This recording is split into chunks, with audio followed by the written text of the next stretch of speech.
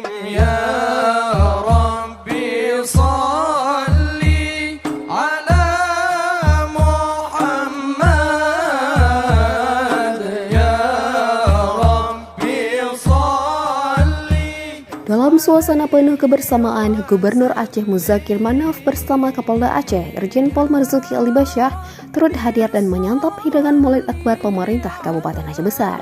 Perhelatan ini berlangsung meriah di arena pameran pembangunan dan Expo UMKM Lapangan Bumung Jempa, Kota Janto, Kamis 20 November 2025. Setibanya di lokasi, Gubernur Muzakir Manaf disambut Bupati Aceh Besar Muharram Idris, Wakil Bupati Syukri, serta Direktur Bank Aceh Syariah Fadil Ilyas. Acara diawali dengan pemukulan beduk sebelum rombongan kemudian berbaur bersama masyarakat menikmati hidangan kenduri Maulid.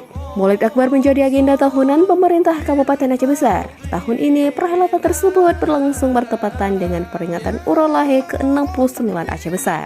Seluruh organisasi perangkat daerah turut menyumbangkan hidangan untuk dinikmati bersama para tamu dan masyarakat. Bupati Aceh Besar menyampaikan apresiasi atas kehadiran Gubernur dan Kapolda Aceh. Menurutnya, kehadiran para tokoh tersebut menjadi dorongan semangat bagi masyarakat dalam merayakan Maulid Akbar tahun ini.